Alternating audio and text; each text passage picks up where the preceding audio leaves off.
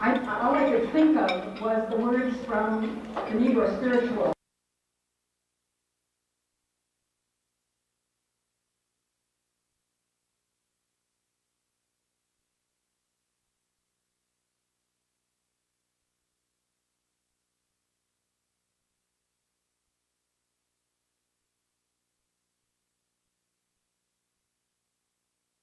Endowment. I'm sure that many of you will feel as I do about this morning.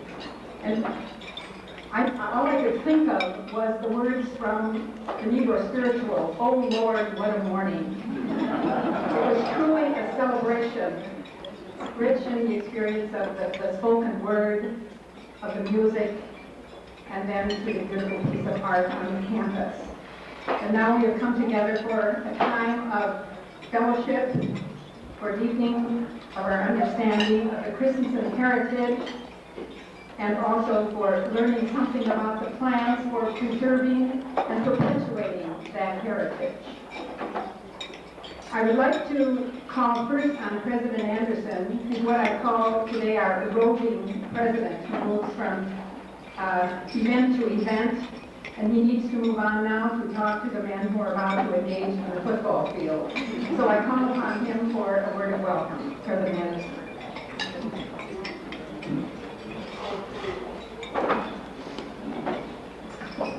You can continue eating as long as you're not too noisy.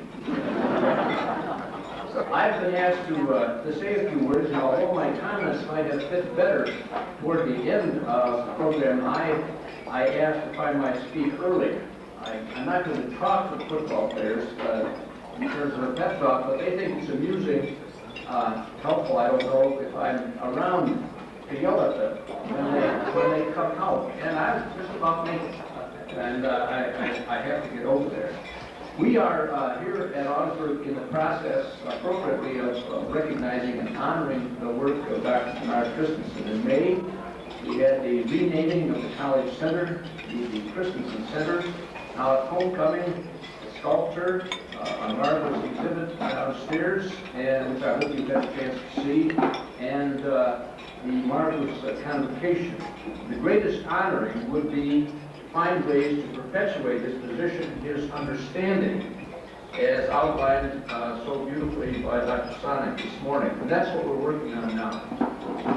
Naming the building preserves the name. Placing the sculpture reminds one of a presence and a calling. We wish to endow shared religion in Dr. Christensen's name. The idea of an endowment is very simple, in case you don't know about it. Instead of supporting an activity or program on an annual basis with gifts, or in our instance, and most colleges by tuitions and fees, one sets rather aside a sum and uses the interest from it to support the activity. In contrast to the annual method of support, endowment has a stability and longevity that assures one that a particular theme or emphasis will continue.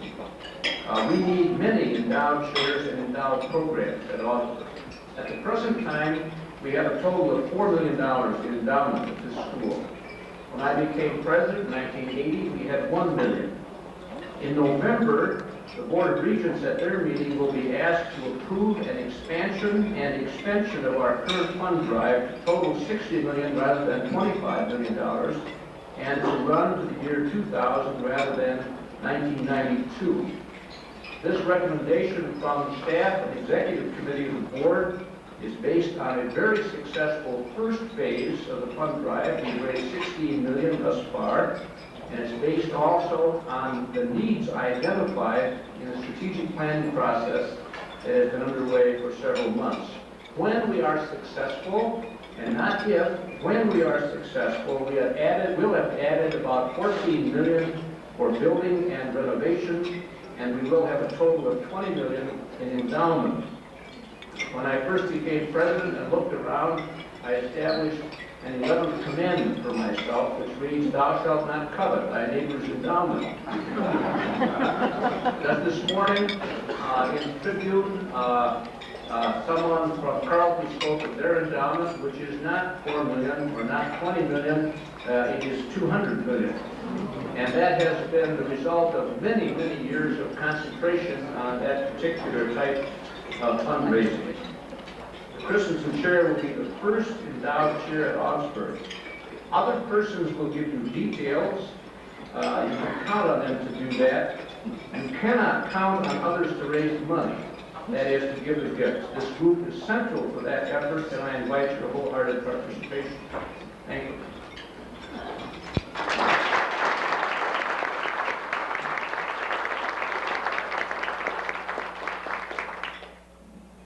I would like to call on the Reverend Paul Almquist, a member of the planning committee for the Christensen Endowment, to lead us in a prayer of thanksgiving and invocation.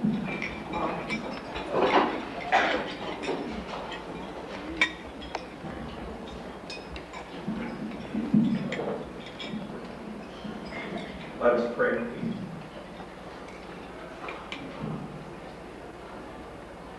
The eyes of all wait upon thee, O Lord, and thou givest them their food in due season.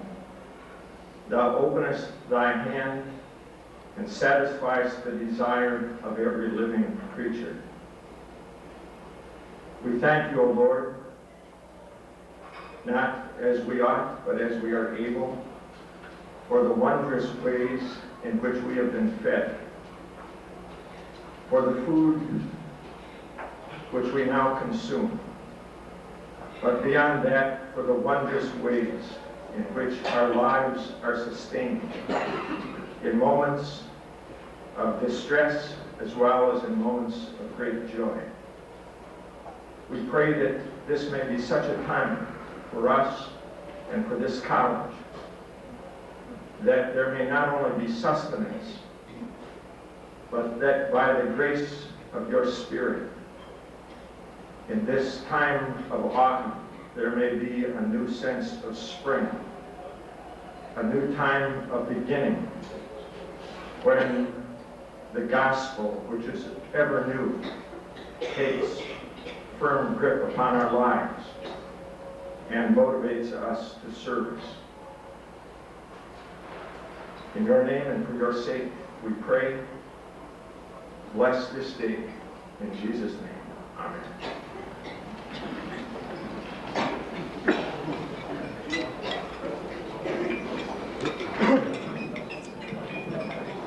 Just a housekeeping item before we continue with the program. As you know, there was not a fixed charge for the luncheon today, and we are asking that you leave at your places. I think baskets will be provided, but a gift for the cost of the luncheon today. Anything which is in excess of the cost will be put into the endowment fund.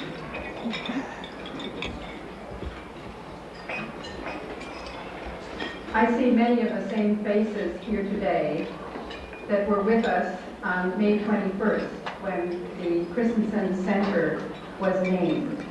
And that too is a very special day in our memories. A time when we were enlightened and moved, especially at the luncheon, by the remarks which Gracia Christensen brought to us on the early life of her husband. And she has agreed to share with us today thoughts and insights, really a chapter 2 in retrospect. There's really no need to introduce Gracia Christensen to this largely Augsburg family.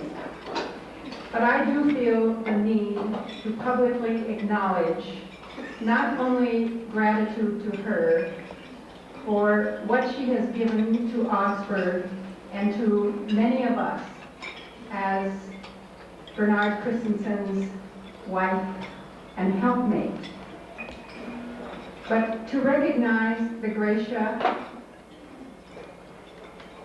as a woman today, a woman of great gifts and of strong faith. It is with pleasure and much affection that I call on you, Gracia.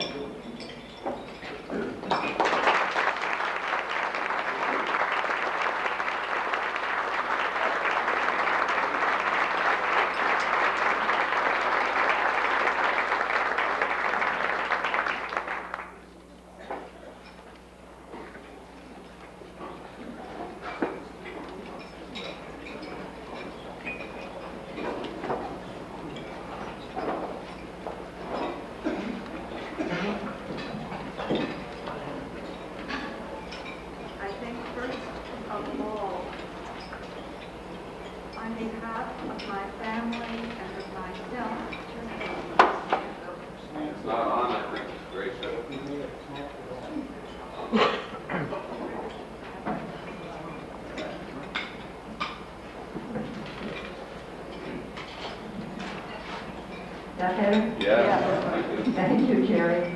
You're always fixing things for me. I do want to just try to tell you how very much all of you have meant to us, to me and to my family. By the outpouring of love and caring which has come to us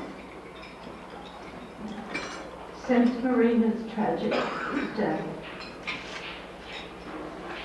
We're so very grateful for all those who have planned and who have worked to expedite the planning for this wonderful day. But there is a dimension in our gratitude which I cannot express. I just hope that you will understand and will feel.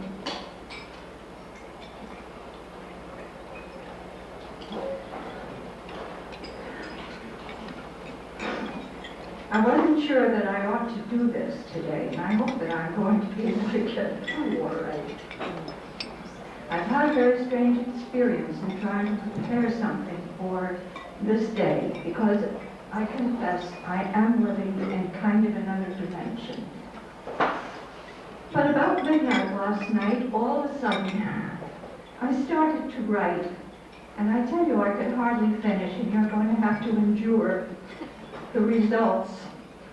If you need to get off to something by about 3 or 4 o'clock this afternoon, I shall not be offended if he doesn't leave. We have heard a splendid address by Paul on the meaning of Bernhard Christensen's life and work for Augsburg and beyond Augsburg.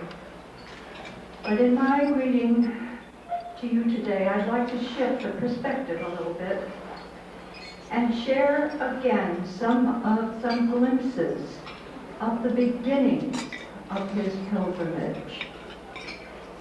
As many of you know, Bernhard was born and grew up on a farm in eastern Wisconsin. He graduated from 8th grade in a one-room schoolhouse in May of 1914. And then he spent 2 years working on his father's farm. He came to Augsburg Academy then in October of 1916, not quite 15 years of age, and spent 2 years there before going back to Minneapolis for his third final year of high school.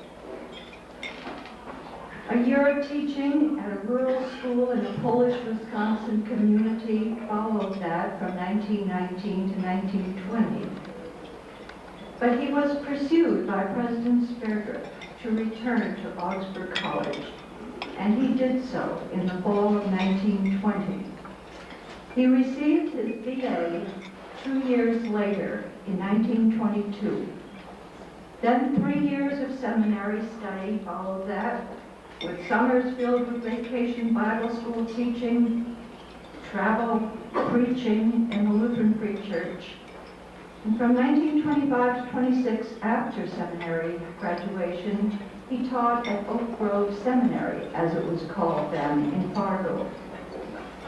Then he was ready for graduate study, and he came east to Princeton Seminary, whereupon our lives intersected, his and mine, since he spent weekends as our youth pastor at Bethany Church in Brooklyn. Now, it's really only in these last 5 years since his death that I have found a treasure of journals, of correspondence, and of account books from those early Augsburg days of his. They shed their light on who he was and who he was to become. And I'd like to share just a smidgen of that with you now. This, first of all, is his first ledger. He has duly accounted for how much it cost, 35 cents, inside. And this he kept, an accounting of every penny that he received and every penny that he spent from the time he first came to Augsburg in October of 1916. Let's see here. The first part of it is cash received, and you know, one of the very interesting things I found out here is how much he received from selling potatoes.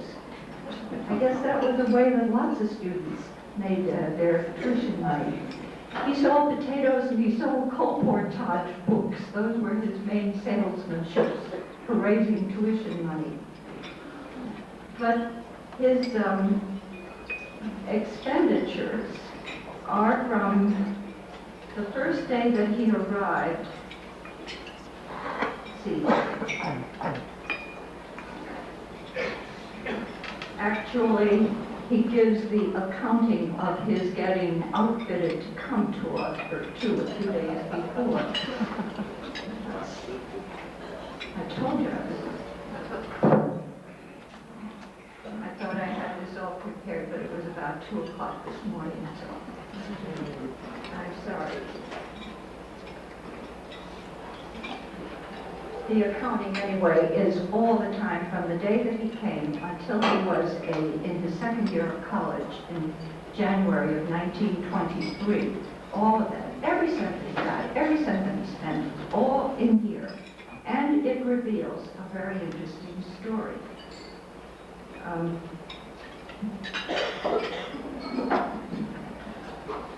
Here we start.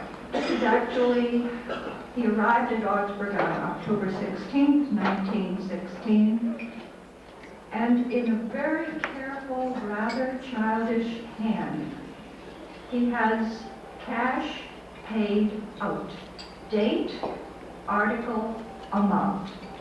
And October 4th, there is a train fare of 41 cents, which means that he went from his home community in Miles to Porterfield, or to Marinette, probably, where he bought a suit of clothes for $12.15, a trunk for $3.90, a hat for $1.75. He was 14 years old, remember.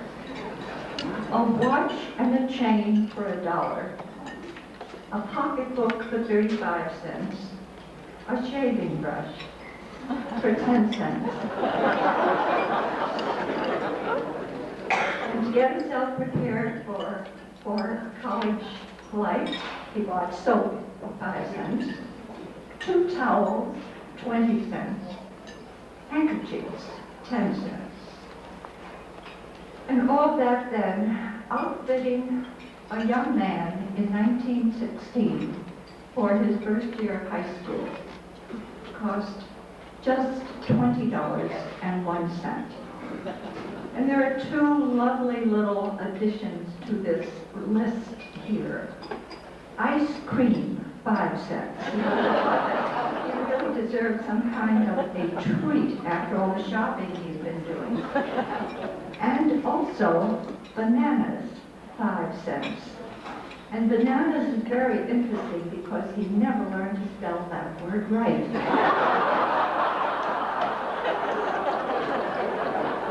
You know, there are only 2 spelling errors that I have discovered in all this reading I have been doing of his writings, and bananas is wrong every time.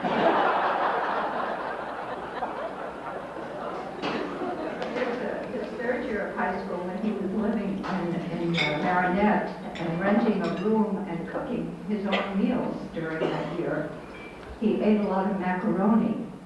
And that word he always spelled right. Macaroni. Had no trouble with it. But bananas? Bananas or Bananas.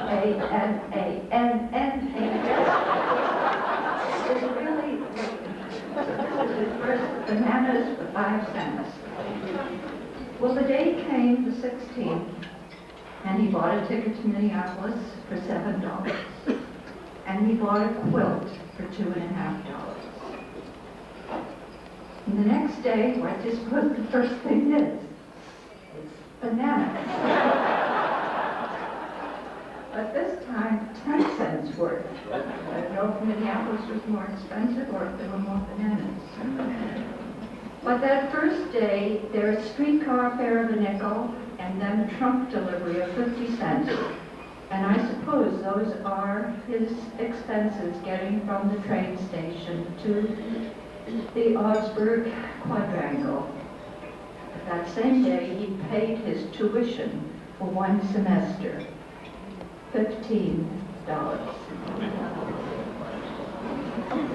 Well, I just have to tell you a couple of other little items because they reveal a tremendous insight into how these boys lived at that time. He bought all his texts on the 18th of October, 2 days after he'd gotten there. Now, I'm just fresh from coming from Chicago, where my grandson showed me his bill for his books this first semester of his last year of high school. And the bill amounted to $212 for textbooks. Bernhard spent $5.99 for all of his first texts. American Authors, Evolution of Expression, English Grammar, General Physiology, High School Geography, Latin Lessons, Standard Arithmetic, and even Bibel Historia. They had plenty of classes still in Norse, and some of their professors did not speak English. As we go on, there is the charge for the room, the charge for, see if I have that, board from the 16th of October until the end of the year was $25. Room, heat, and light to January 1st was $7.50.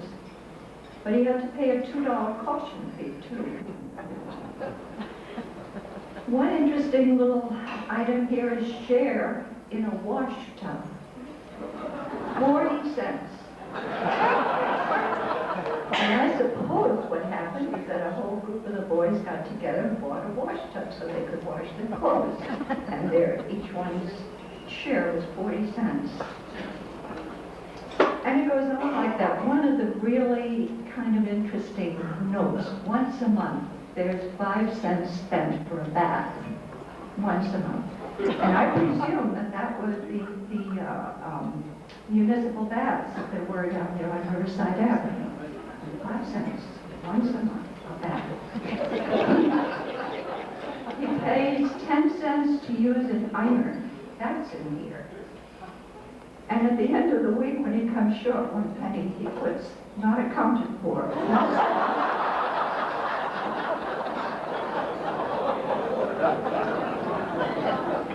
But he turned 15 years old a couple of days after he'd gotten it. His birthday was the 21st of October. And there's a certain pathos in reading what the expenses of this young man, away from home like this for the first time in his life, what his expenses were on his 15th birthday. He bought a collar for 15 cents. He bought a shirt for 50 cents. He bought cloth for closet for 35 cents. And I presume that would be a piece of cloth to hang in front of an open closet door, the way that people used to do. And then the last item of expense on his birthday, 5 cents for salted peanuts. And there's something to me that is infinitely full of pathos in those 5 cents worth of salted peanuts. Well, this goes on then, this way, all the way to the time that he was in his second year of college. And an account book can give an insight, certainly, into a life.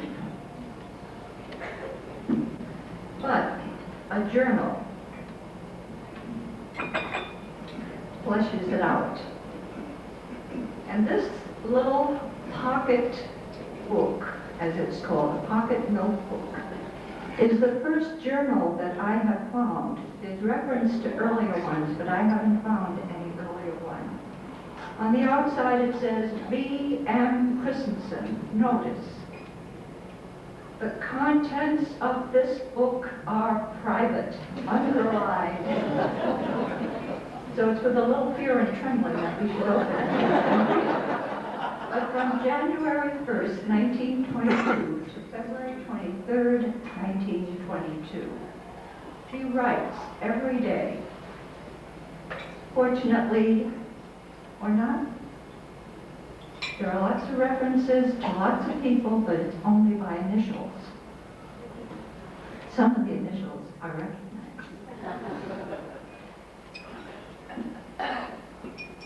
Now, kind of as a PS to Paul's wonderful address, I think we might ask, what in these 54 days, and he goes on, I do have the subsequent, so I know how some of these things turn out. But just this one little snippet from his life, we could ask the question, what does this little private pocket notebook, this earliest journal of his that we have, what does it show and reveal about this Augsburg and about this Augsburg man, who now is 20 years of age then? Overwhelmingly, this is a story of commitment, intense commitment to his studies, to his faith, to his sense of mission, to his friendships. In everything that he did, it seemed, in everything that he was, it seemed, there seemed to be passion, tremendous single-mindedness. For instance, as a student, he was up early and to bed late to meet the demands of 7 classes every day, necessary for accomplishing the task that he had set himself of getting the BA in 2 years. Spoke with president concerning credits, says an entry on January 5th. Favorable outcome. This is the day I have looked forward to for a long time. On February 3rd, he writes,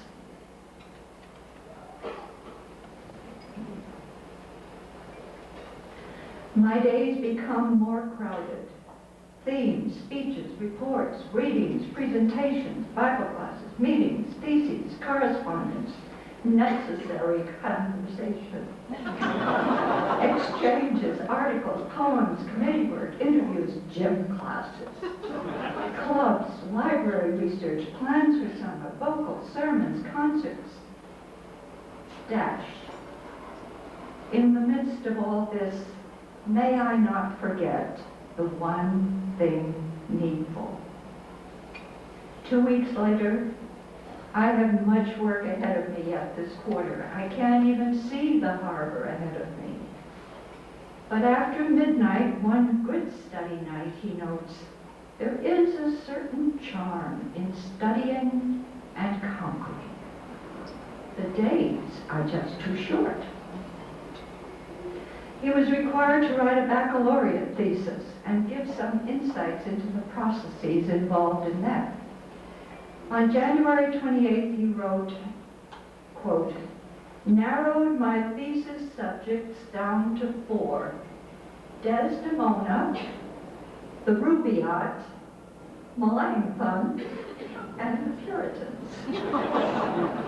By January 30th, the Rubaiyat had won out. On February 1st, quote, borrowed a copy of the Rubaiyat. I ought to have finished the thesis by March 1st. Oh, yeah? February 7th, he was at the library getting material. And these lovely little things that go together, you know, which have no coherence at all. He was getting material for his thesis, and he said, I enjoyed an Eskimo pie.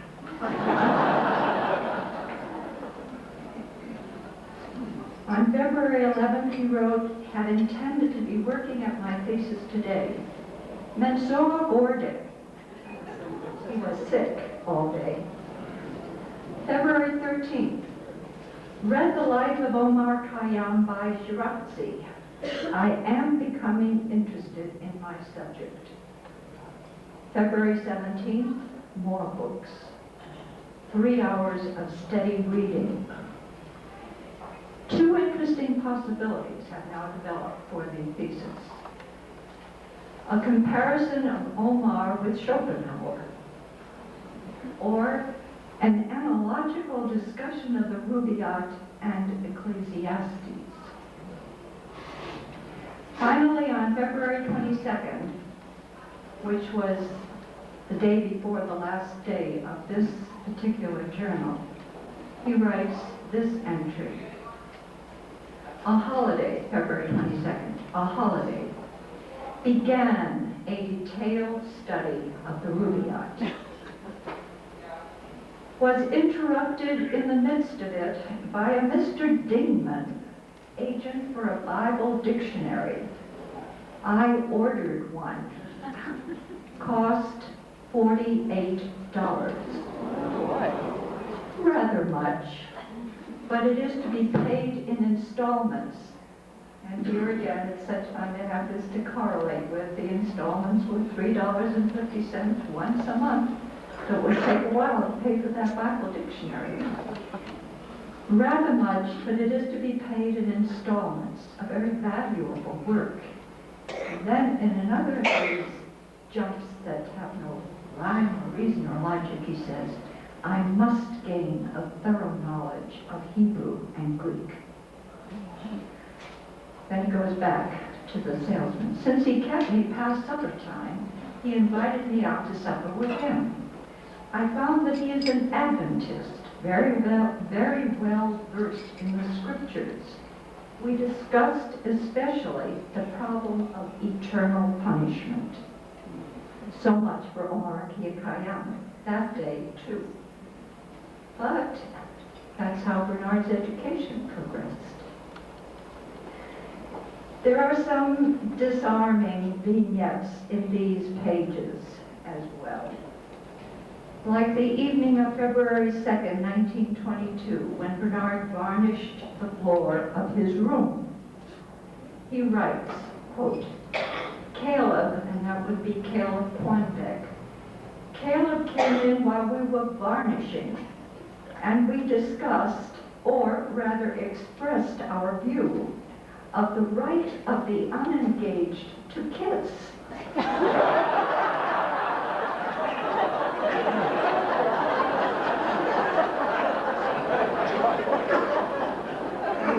To which he adds a bit acerbically, what foolish questions for Christians. A couple evenings earlier, he had come into Chris Iverson's room and found a discussion going on about, in his words, quote, an advanced problem in matrimony, namely the relation of husband and wife after the death of one party or both. He seemed to have little tolerance for quite a number of discussion topics. On February 19th, he writes of being at O's, together with others, quote, some conversation on the gumps, among other things. Do you remember the gumps? the cartoon characters and he says, some conversation on the gumps, among other things. How intensely foolish most of us are at heart. There does seem to have been a warm camaraderie with plenty of teasing in the dorm. Quote, fooled around for a while in Arnie's room, he wrote on February 22nd, and wasted some time. But immediately he adds, klokken slår, tiden går, snart evigheten får det står. The clock is chiming, time is going, and soon eternity is going to stand at our door. Another entry after he had wasted time, quote unquote, in talking. Oh, for a command of the marvelous art of keeping quiet. He was just plain serious. There are some wistful tones that appear as well. On January 21st, he writes, quote, dinner at Dr. Rowan's. Quite a formal affair. I made one or two blunders in etiquette. Polish is a very necessary thing. Why shouldn't Jesus have the benefit of it? I must acquire it. And, correlating again, $3.55 for etiquette books.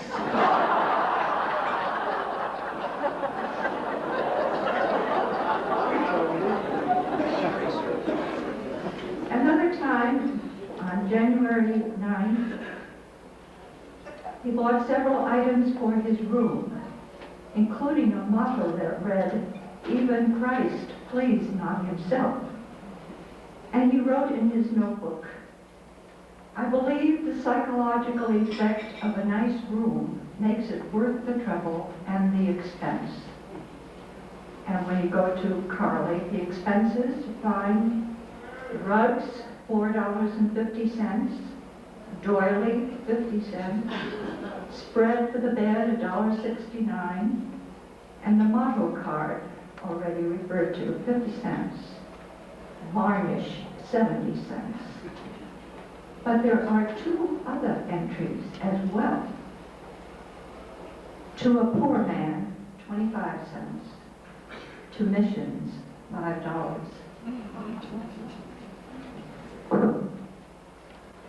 There are also entries indicating times of fruitful sharing, of prayer, and of deep fellowship in those dorm rooms. Frigid as they always seem to be, he's always talking about how cold it is. One moving account is of a reconciliation achieved without any professional counseling, too. Quote, long talk with ASB, which would of course be Ankerberg, whom many of you knew, leading up to a mutual confession of fault, a blessed hour of prayer, and a firm decision to henceforth speak evil of no one. God keep us faithful. And that brings us to the heart of the matter, to the centrality of faith and of grace in these pages.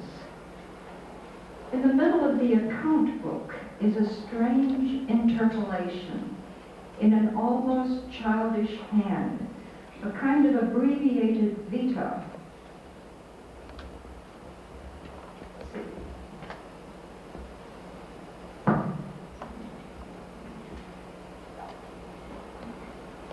These two pages, right in the middle, on either side, he brings you up to date on expenses, day by day, but right in the middle of them, the strange vita.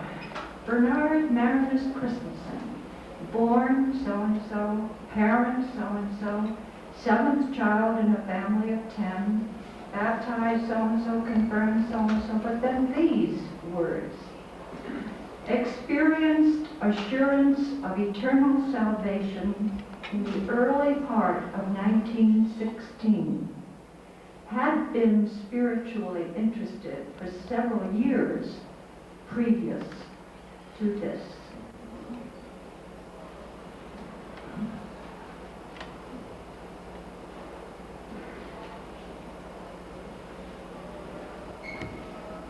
Bernhard, as a teenager, had had a transforming religious experience. He had given himself to the Lord. This was the center from which, for all of his life, everything radiated. This little private book may reveal a young man in formation, unsure about social graces, impatient and sometimes insensitive. But it also reveals a young man already strongly formed in Christ, passionately given and devoted to him. On February 17, he writes, "My blood rushes through my veins, anxious to fight the battle of right, capital R, with every ounce of energy." There are many references to his spiritual concern for others. He formed a Saturday neighborhood club for children in the vicinity around Augsburg. He had a flourishing Sunday youth Bible class at Olivet Church. On February 18th, he noted, 22 in my class today. 10 years from now, all these boys and girls will have grown into manhood or womanhood. How much will they then remember of the lessons they are learning now? He carried on an amazing counseling correspondence, though not without occasional misgivings about his female correspondent's motives. On January 23rd, he noted about a letter received, nothing spiritual about her letter. And he goes on, "God deliver me from unnecessary secular correspondence." It may injure rather than aid the work of the Master. In the 1922 edition of the Augsburgian, there is a quotation under the picture of each graduate. The quotation for Bernhard reads, "There buds the promise of celestial worth." And one feels something like that in reading this simple, honest, and very revealing glimpse into Augsburg life as it impinged on his young life in that early period. There is also in that issue a poem called simply Augsburg, written by Bernhard, the last of whose 7 stanzas may well bridge the years even to this day of celebration today. And I close with that. Augsburg, light of years that vanished, in thee still our hopes abide. May in days and years hereafter Christ alone still be thy guide, that in ever greater measure truth divine may rule in thee. Thus unspotted may thy record in the light eternal be.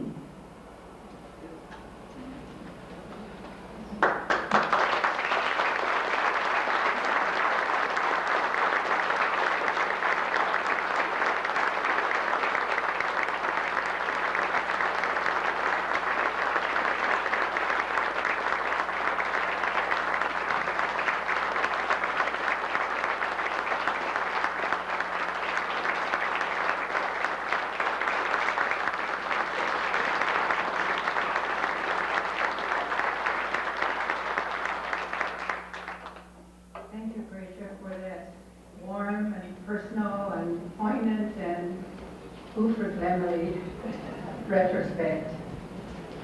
I would like to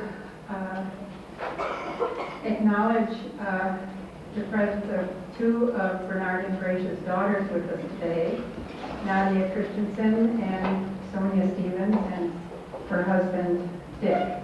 We're happy that you could join with us today also.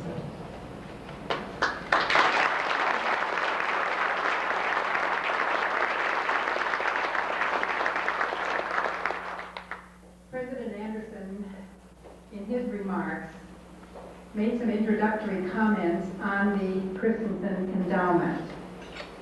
And for those of you who are here today, we know that the growing awareness of the heritage which we have through Bernhard Christensen needs to be preserved and perpetuated. And for that, the Augsburg College has established the endowment. We'd like you to become a little better acquainted with it.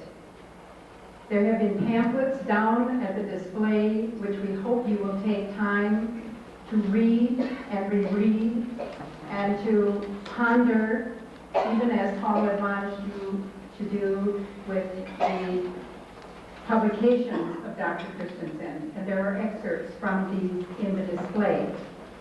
But the pamphlets, the letters which you have received in reference to the endowment, and the word of mouth, I hope has piqued your curiosity and your desire for support.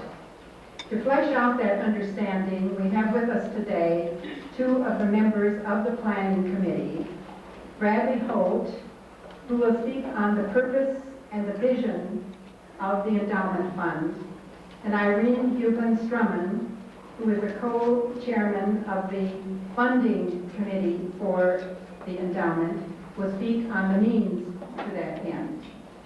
And they will follow each other without further introduction.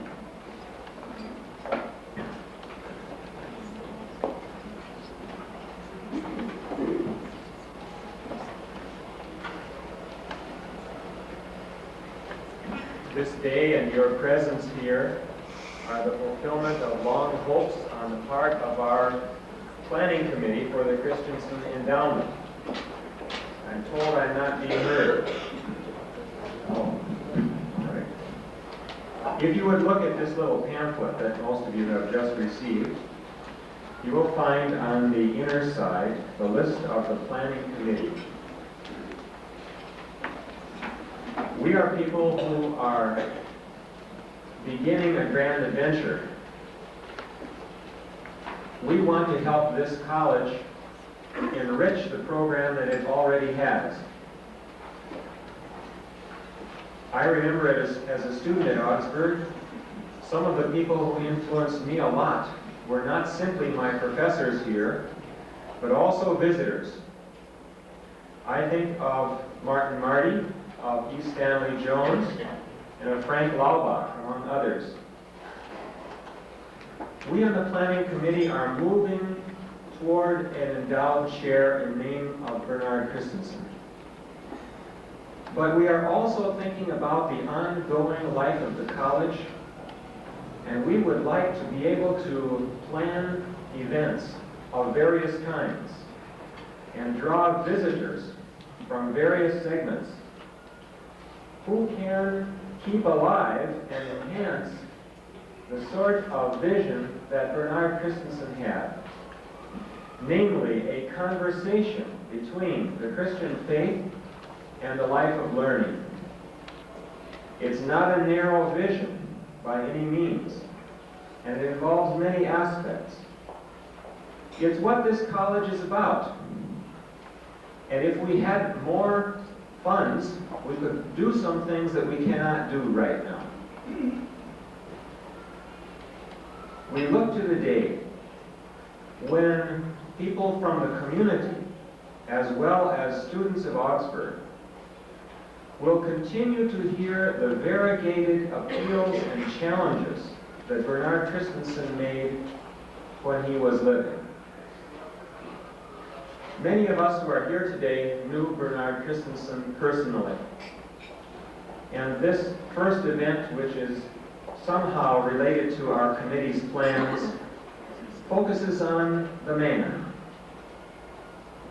But in the future, there will come many people who have not known Bernhard Christensen personally, but who need to be fired with his vision.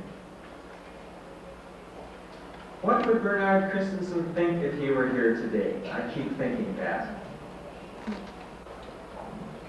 He would not want us to be devoted to Bernhard Christensen, but he would be happy if his life serves as a witness, so that we devote our lives to his Lord and ours in the paths of Christian higher education. And so I hope you will join with us on the committee as we set forth on what may be, about a year from now, our first programs. And we hope that you'll come back. Perhaps it'll be around Founders Day, November 10th, next year. We would like to develop quality programs, both for the community at large and for Augsburg students, which, as we heard this morning, emphasize the personal character of religious life, and which show the variegated and open and free approach which Bernhard Christensen took to that interface, and which also, and this is the part that stays with me, lead us not simply to an aesthetic appreciation or to an intellectual analysis, but to a personal commitment to take action in the world. Thank you.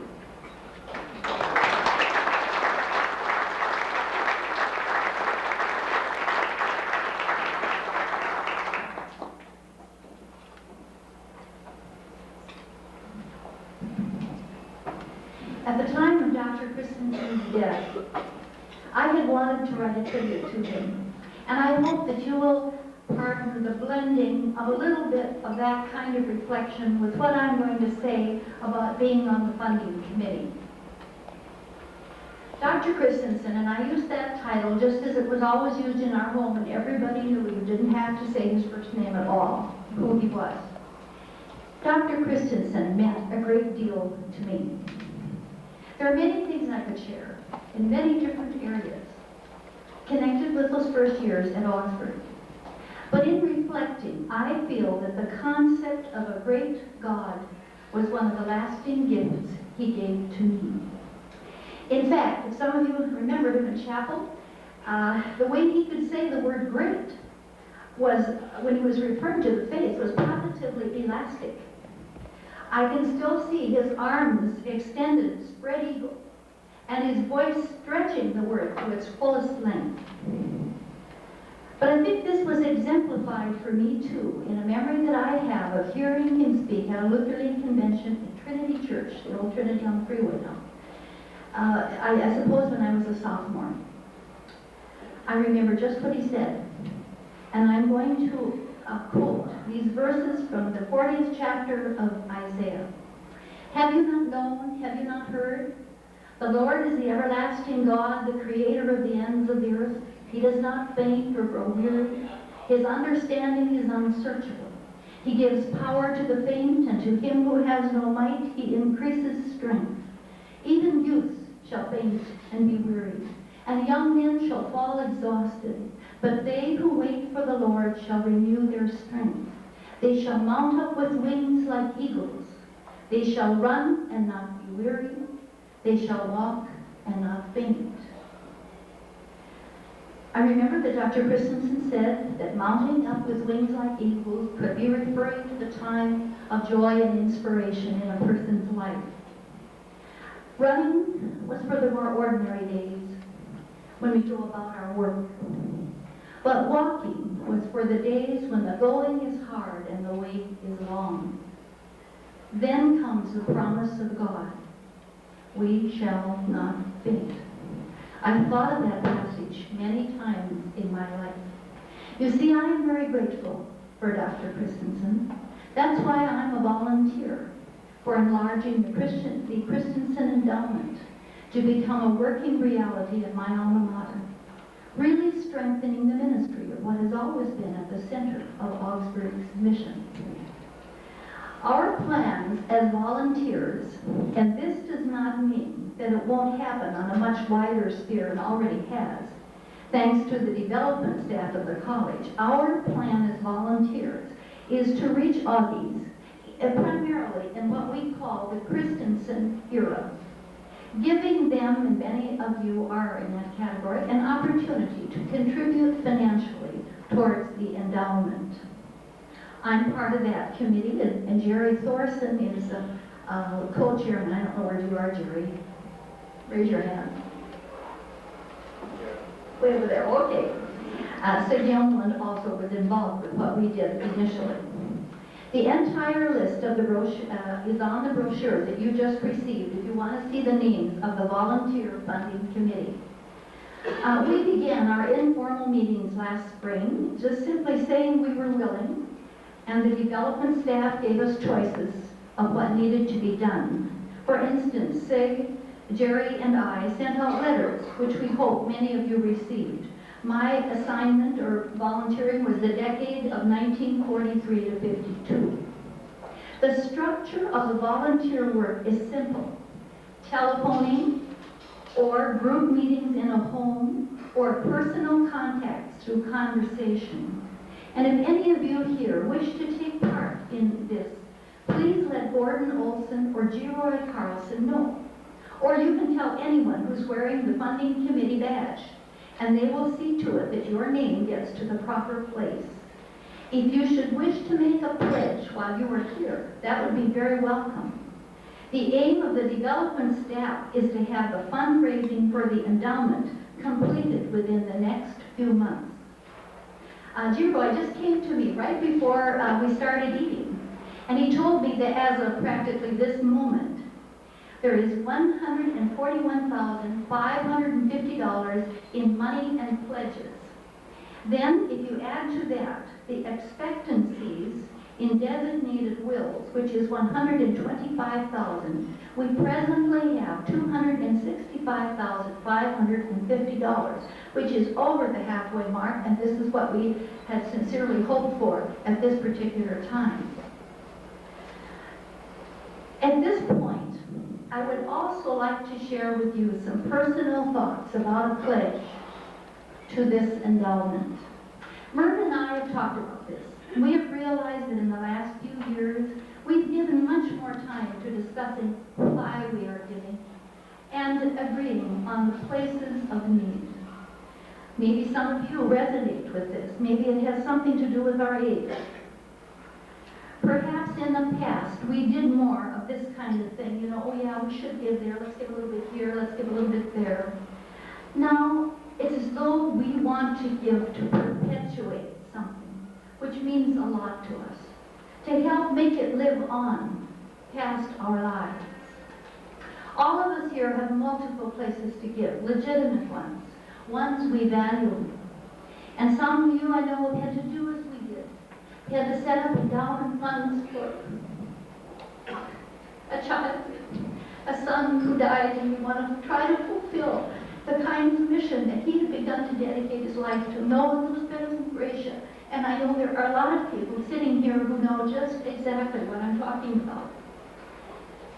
But Myrna and I have concluded that giving to the Christensen Endowment is a different and a unique privilege for us right here.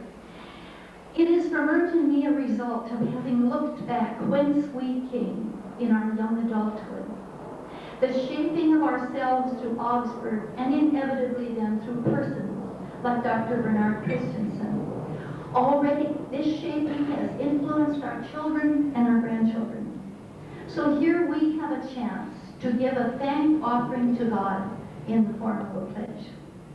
You see, you and I here are really privileged.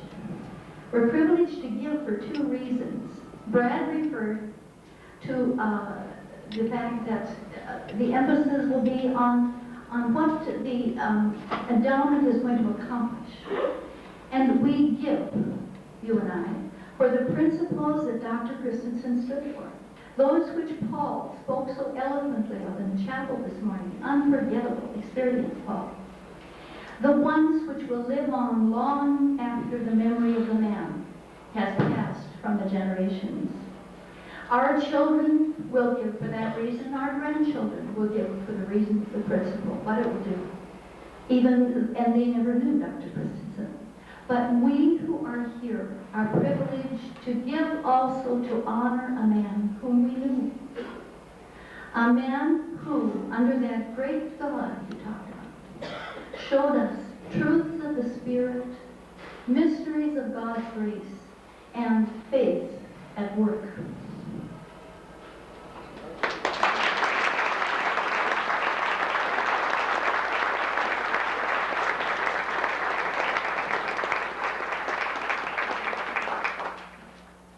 Irene and Brad, I think that you have made for all of us the endowment, its purpose, and how we might respond to it come alive. And as Irene said, those of the planning committee as well as the funding committee will be happy to receive ideas, suggestions, and funds from all of you.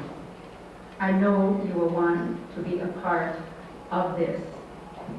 In conclusion, I think we would be remiss if we did not express appreciation to the staff which has helped prepare this event for all of us to enjoy, and for the support which they are giving to those of us who are volunteering. I would like to mention Greg Ritter, whom many of you may have missed today because he is home with the measles. Gordon Olson, G. Roy Carlson, Peggy Davies, Kristen Anderson, and Linda Holt. And the last three we are particularly indebted to for the work which they have done on the Christensen Heritage display downstairs. And of course our thanks to the two committees, and to all of you for your presence and your interest and your support. With the psalmist, I think we can all agree that we have a goodly heritage. And now I hope that you will, as you leave this place, continue to enjoy being together and the other homecoming events. Some of you I know will want to cut out for the football game and then to gather once again for the smorgasbord. Thank you for being with us today.